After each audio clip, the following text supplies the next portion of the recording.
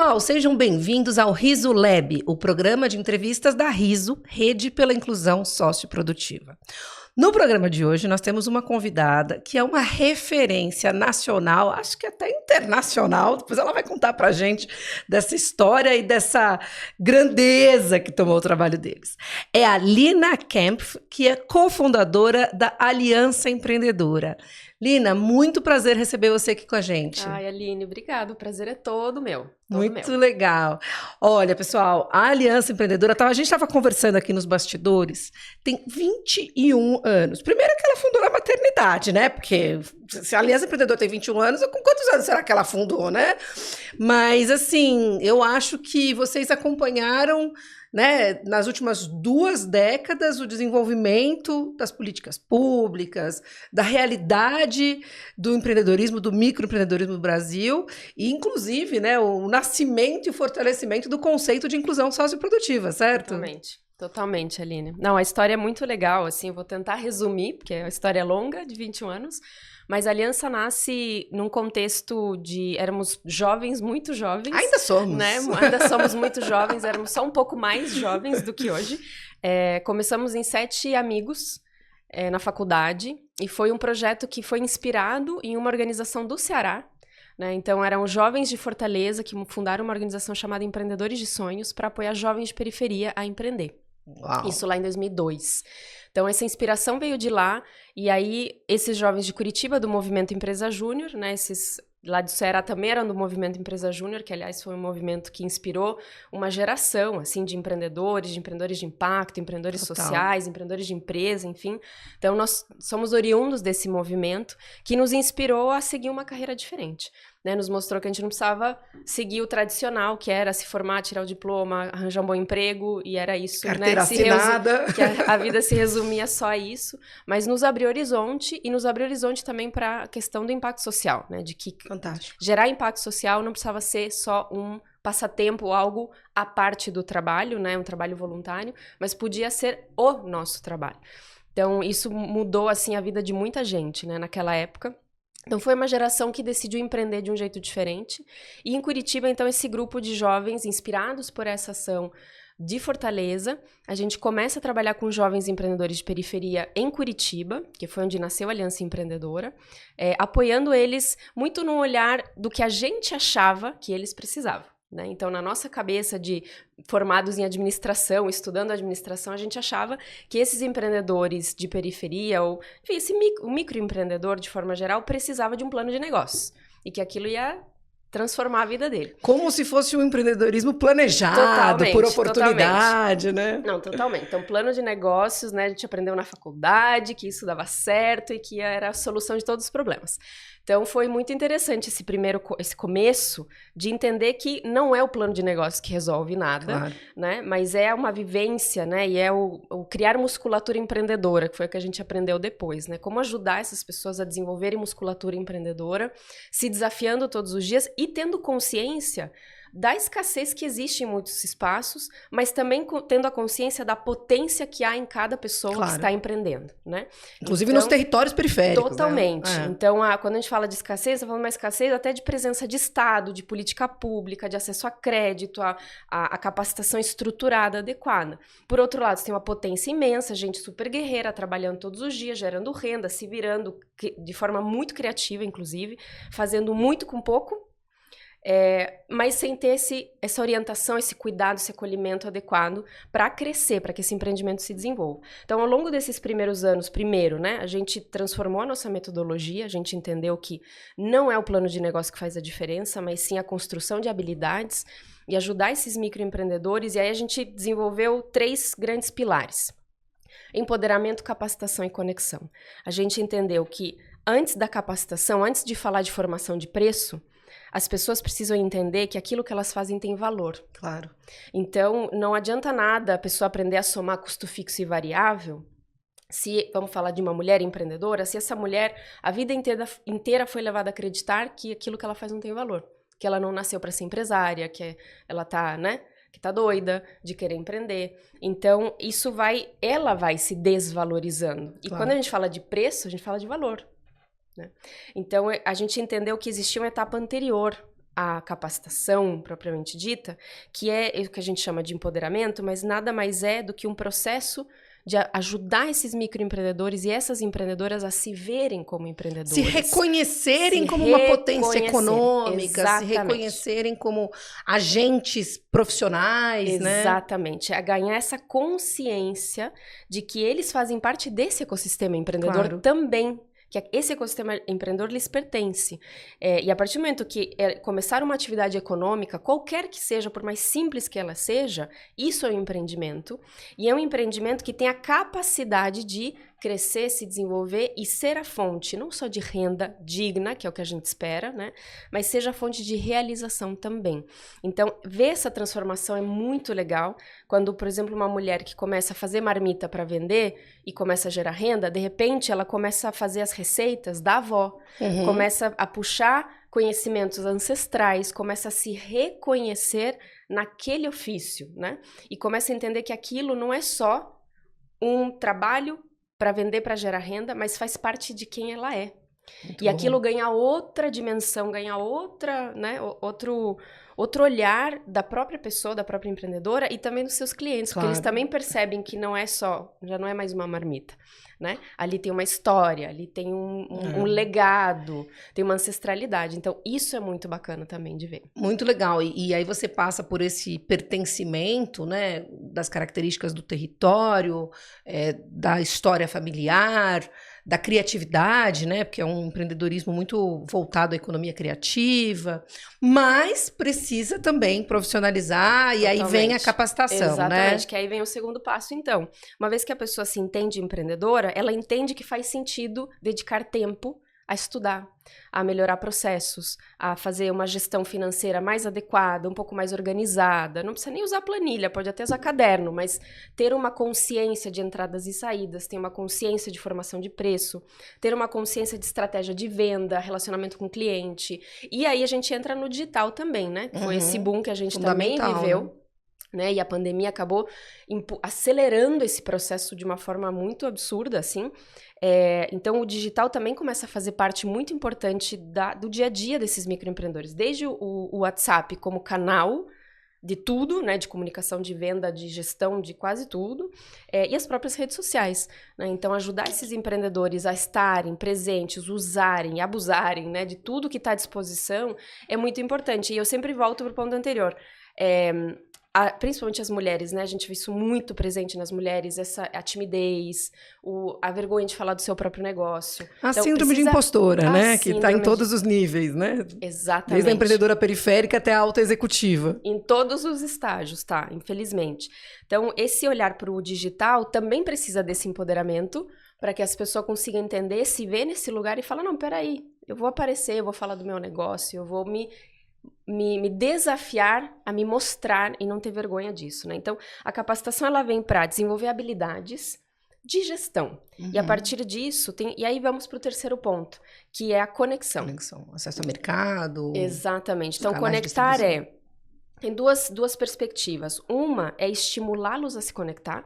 Então, de novo, né? Um empreendedor, uma empreendedora empoderada, que entendeu o seu lugar, ela começa a se conectar mais e ocupar espaços. Então, ela vai nos eventos, ela vai nas feiras, ela está nesses lugares, ela fala do seu negócio com outras pessoas. Só isso já é muito poderoso, né? Ela sai daquele lugar do empreender solitário, né? E a segunda perspectiva é realmente conexão com oportunidades, acesso a crédito, mentoria, aceleração, mercado, né? Espaços de venda. Então, esses três combinados é muito, muito potente. Não, muito bom. Adoro esse teu olhar metodológico, né? Eu acho que essa é uma característica da Aliança Empreendedora. Tem todo o trabalho, né, de campo, a execução, mas tem toda uma reflexão, metodologia, os estudos. Daqui a pouco a gente vai falar sobre isso. Mas só para a gente, nessa primeira parte aqui da nossa conversa, né, como a gente está falando de um processo de evolução, né, durante esses 20 anos, evolução de conceitos, né, a gente estava até falando aqui, nem existia MEI, não existia o microempreendedor individual, né, e o empreendedorismo, talvez 20 anos atrás, ele não tivesse com esse lugar tão privilegiado que ele tem hoje, nas mentalidades das pessoas, como sendo um objetivo, né? Acho que o brasileiro ele tem esse famoso, né, se virar, o jeitinho e tal, nada mais muitas vezes do que uma veia empreendedora que ele vai ali encontrando um jeito de fazer acontecer. Mas eu acho que nessas 2 décadas virou um objetivo, né, uma meta. Eu quero empreender. Hoje os estudos falam, eu não quero carteira assinada, eu quero empreender.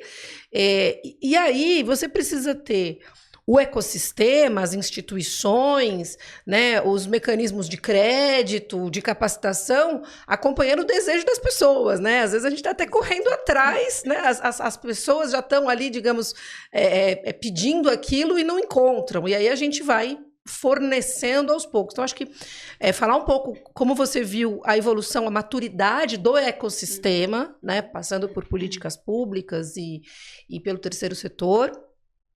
E também o próprio conceito de inclusão socioprodutiva, que é o nosso conceito, ele, nesses 20 anos, ele se fortalece, né? Eu costumo dizer que lá atrás a gente implementava estratégias, políticas, programas de trabalho e renda. Né? A gente falava em trabalho e renda. Eu, quando assumi na Secretaria de Desenvolvimento Econômico e Trabalho da Prefeitura de São Paulo, em 2017, não se usava esse conceito de inclusão socioprodutiva. Né? A gente falava em políticas públicas de trabalho e renda. Só que a inclusão socioprodutiva ela é um conceito muito mais complexo, que olha para as vulnerabilidades de uma forma mais ampla, mais abrangente, e entende que se você não tirar essas barreiras, né, não trabalhar nessas vulnerabilidades de maneira mais ampla, você pode estar dando crédito, você pode estar dando capacitação, você pode estar dando acesso ao mercado, mas ela não tem com quem deixar o filho, ela tem um problema de saúde, ela tem isso, tem aquilo, tal, e que vão impedi-la até de, às vezes, a oportunidade está ali, mas ela não consegue se beneficiar. Então, minha provocação ficou um pouco longa, mas acho que só para a gente finalizar esse olhar assim, histórico, fala um pouquinho desse amadurecimento do ecossistema que você viu, que é essa testemunha ocular da história, e também desse próprio olhar de não trazer só os hard skills, mas também trazer os soft skills e trazer esse aparato, esse amparo nas outras frentes também. Como você vê isso? Vamos tentar aqui fazer resumidamente, porque tem muitos ângulos, né, que a gente pode olhar essa história, mas de fato, assim, 20 anos atrás, a gente estava vivendo um momento interessante. Começou a se falar, a palavra empreendedorismo entrou com muita força, falando da palavra, né? Vou voltar um pouquinho atrás. O empreendedorismo em si, eu sempre falo isso, ele não é novo, né? O empreendedorismo em si sempre existiu desde que o mundo é mundo. Sempre, desde que o mundo é mundo, as pessoas se viram para gerar sua renda, né? A gente tem historicamente aqui na América Latina, né, uma herança também muito dos ex-escravizados, né? Então as mulheres empreenderam, então a gente tem uma raiz... né? Quero se virar, né? Quero se virar, a civirologia que a Adriana Barbosa sempre fala, né? Então, a gente tem essa herança empreendedora desde os tempos de colônia, vamos dizer assim. O que é muito interessante ao longo do tempo é que a palavra, depois ela ganhou relevância. A gente teve um movimento aí de Endeavor, não sei se você lembra, né? De dar de trazer uma importância para o empreendedorismo no Brasil, enfim.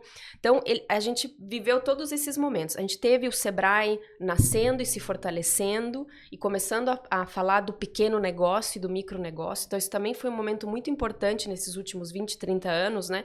De começar a trazer atenção. Então, enquanto estamos falando do empreendedorismo das grandes empresas e dos grandes empresários, trazer esse olhar, essa consciência para a importância do empreendedorismo, tinha um outro movimento falando, legal, mas vamos olhar também para o pequeno e para o micro, porque ele é a base da pirâmide, né, desse empreendedorismo brasileiro. As massas dos empreendedores. A massa maior, né, contingente.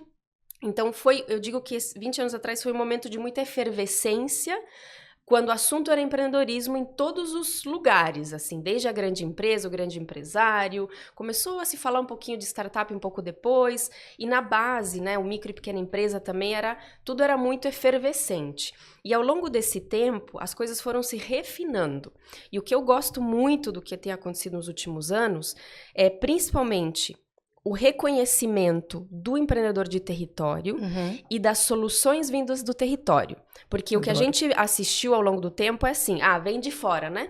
Então, vem a organização de fora. A própria aliança é uma forasteira, né? Se for falar assim, né? Então, a gente não nasceu na favela, né? A gente nasceu na universidade. Então, você vê que tinha muito disso, né? Soluções vindas da universidade, as soluções vindas, né? Dos grandes centros, indo em direção aos territórios, para apoiar, para gerar. Só que o que começa a acontecer é que a gente começa a reconhecer também que já existiam soluções nos territórios, as pessoas já estavam se virando, não só como empreendedoras, mas tinha gente lá dentro apoiando outras fomentando, pessoas. Fomentando, impulsionando. Por quê? Porque esse gap sempre existiu. O gap entre sair da assistência social, vamos chamar assim, né, de um estado de dependência ou de necessidade de assistência, para uma autonomia, tem um caminho, né? E é um caminho que precisa ser acompanhado, coordenado, orientado.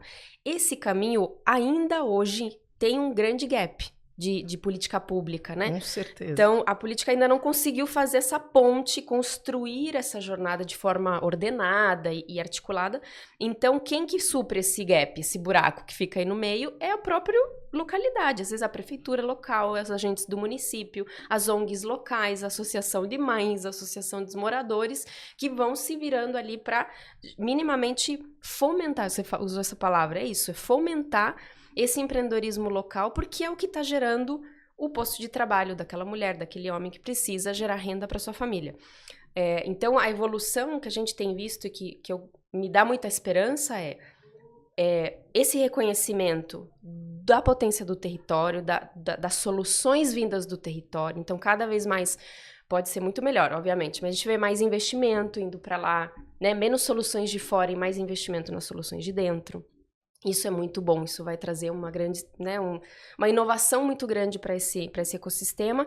E eu vejo também um Sebrae, falando em política pública, né, também entendendo mais, cada vez mais consciente de que há uma potência econômica ali que precisa de estrutura, né, que precisa de apoio, que precisa de política estruturada e articulação de atores para que essa população que empreende não caia nesse gap, nesse buraco, nesse abismo, né? Eu acho que aí a gente vê também, você falou do Sebrae, a gente tem bastante contato e está sempre com o pessoal, a Helena que cuida do Programa Nacional de Inclusão Produtiva, vai estar com a gente aqui em breve, a gente conversa muito.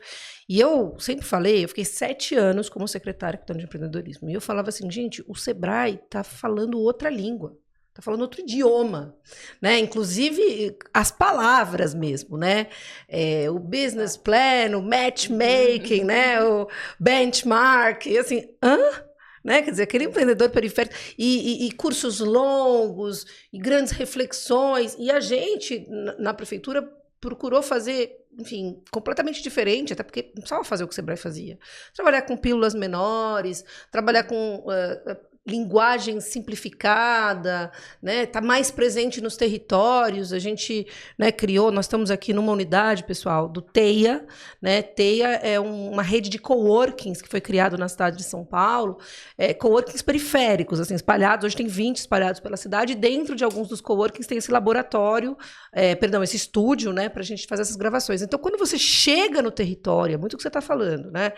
A presença lá. Primeiro que você já valoriza, você não precisa vir até mim, eu venho até você. Isso já muda tudo. Total. Segundo que eu falo a sua língua, eu uso palavras que você entende. Eu respeito o seu tempo. Eu sei que você não vai fazer um curso de 40 horas. Exatamente. Eu vou te dar pílulas de 40 minutos, né? Exatamente. Então, realmente, a política pública também foi se transformando. A gente fez em São Paulo uma grande revolução no que era a política pública de apoio ao empreendedorismo. E isso aconteceu em todo o Brasil, tem histórias lindas.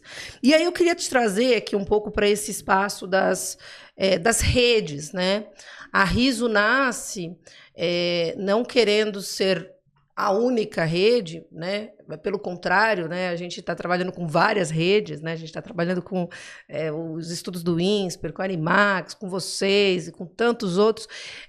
Até porque, assim, gente, esse Brasil é tão grande, é tanta coisa, né? Que se a gente conseguir ter várias redes, as redes interagirem, a gente também consegue impulsionar, trazer maturidade para o debate, né? Colocar a agenda do microempreendedorismo, né? Do apoio ao empreendedor periférico, da inclusão socioprodutiva, inclusive, que não é só empreendedorismo.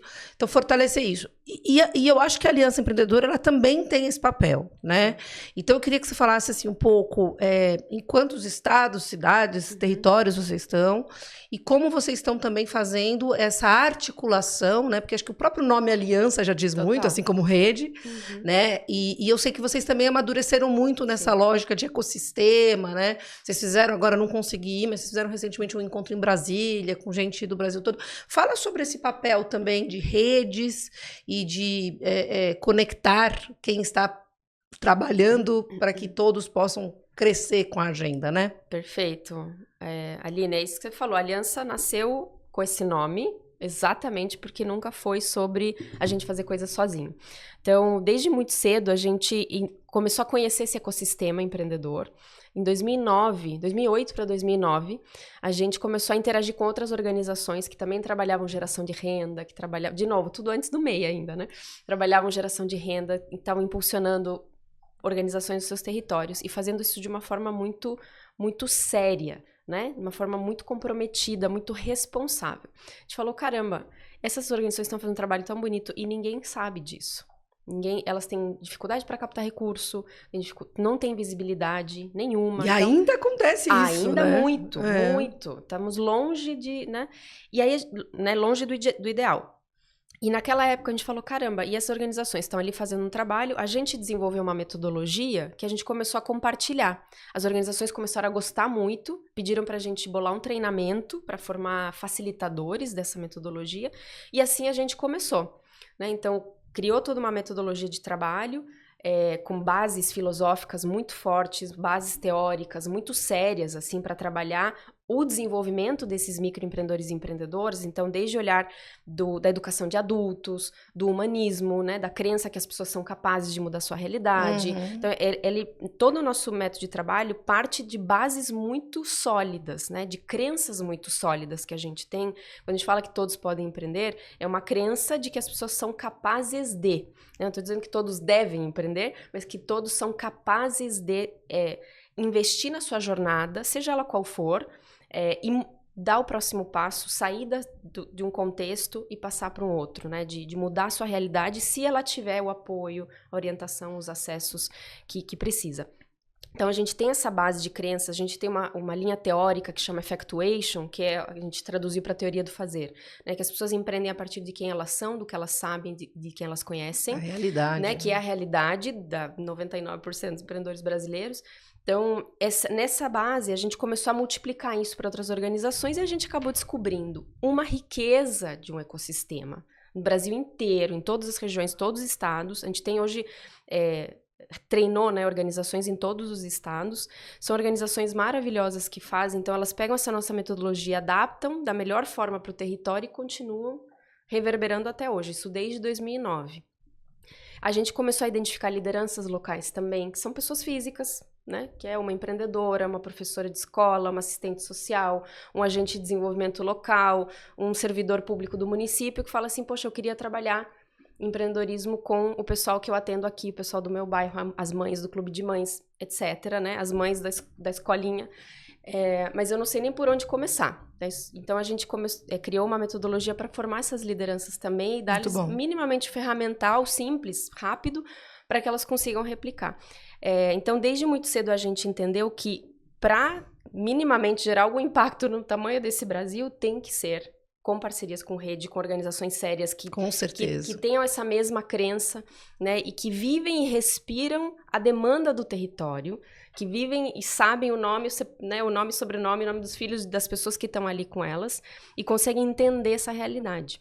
Então, a Aliança tanto trabalha o apoio direto aos empreendedores em parceria com essas organizações, líderes locais.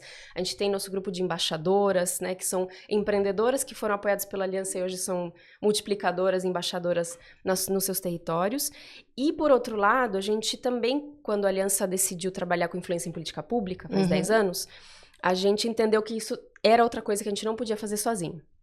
Né? Porque o Brasil é muito diverso, as demandas são muito diversas, não teria como a Aliança sozinha entender, né, da diversidade de demandas do país. Então, a gente hoje tem uma rede de organizações chamada Delegação, a gente chama de Delegação 360. É uma rede que tem quase 200 pessoas, talvez já passou de 200 pessoas.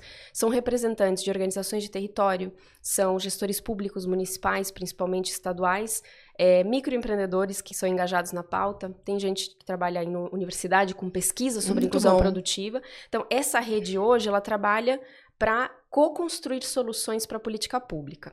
Então, na nossa frente de advocacy, a Aliança tem ocupado várias cadeiras de comitês gestores de política pública em Brasília, e nesses espaços a gente leva dados, evidências, demandas e essa construção de soluções que vem do território. Então, ao longo do ano, a gente vai co-construindo com essa rede, e uma vez por ano, no nosso fórum em Brasília, a gente reúne presencialmente essa rede, a gente reúne 102 pessoas mais ou menos presencialmente dessa rede, mais os empreendedores, assim, chega umas 400 pessoas, para construir política pública lá dentro dos ministérios. Então, os ministérios abrem a porta para a gente, abrem uma pauta específica e dizem assim, olha, rede, estamos com essa dificuldade. Então, para dar um exemplo, contrata mais, né? Política de contratação do poder público abriu, né, uma porta muito bacana para contratação de MEIs.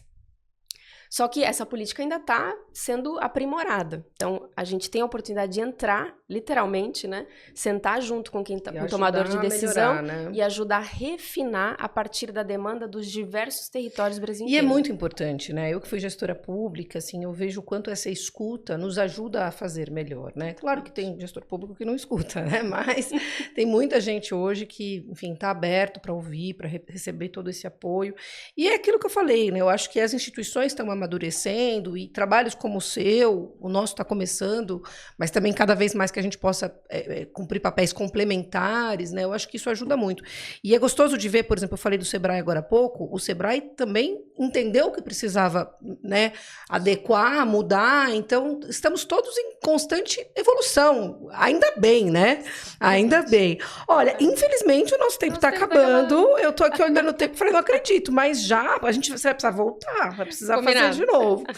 E, bom, eu acho que tem algumas coisas aqui, eu queria que você fizesse um comentário rápido sobre como você enxerga nos próximos anos, né, o cenário, porque com inteligência artificial, com mudanças climáticas, com transformações até estruturais, né, por exemplo, até tem muita gente que fala assim, porque a precarização, né, acho que esse discurso é um discurso inócuo, né? Não adianta ficar falando não é precarização, é a realidade. O que a gente precisa é fazer com que quem está nesse formato de trabalho tenha, né, seus direitos e tal. Então, assim, tem transformações estruturais das pessoas, da sociedade, dos desejos, da realidade, da economia. Isso passa muito pela tecnologia, isso passa muito pelas mudanças climáticas. Que em 2 minutinhos, assim, você me diga como é que você enxerga e como é que vocês estão se preparando para isso também, né?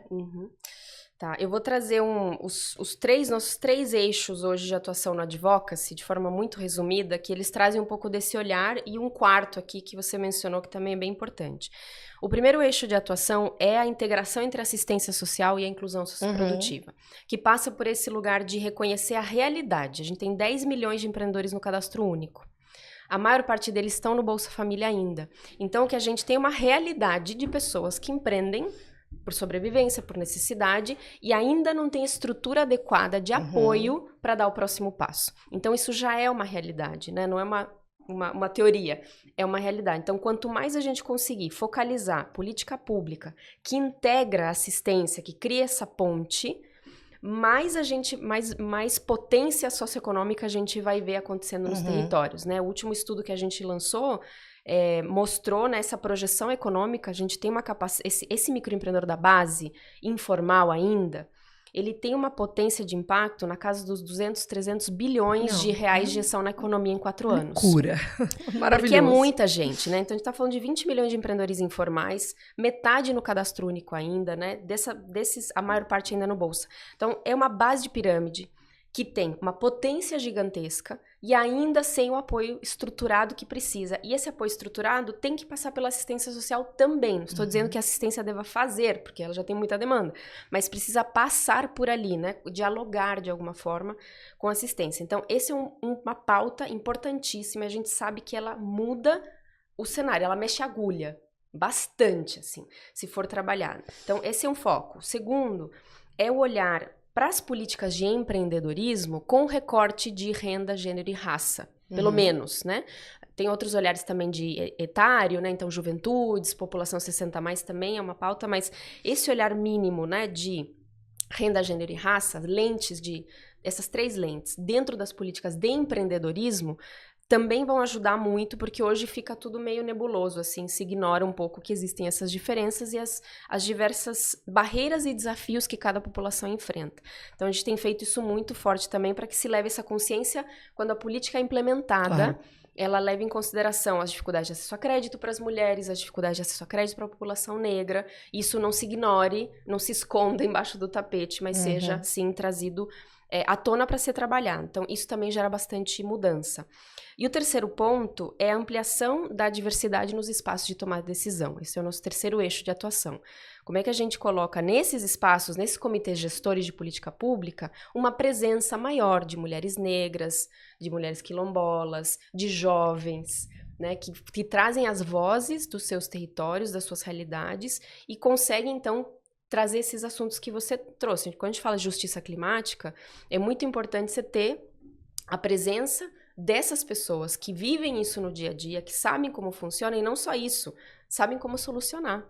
Porque a gente tem muita tecnologia baseada na natureza em diversos territórios que eles têm todo o conhecimento de como evitar enchente, por exemplo, para falar de algumas coisas. Não sou especialista nessa área, mas na nossa rede tem gente que já tem essa tecnologia operando. Né?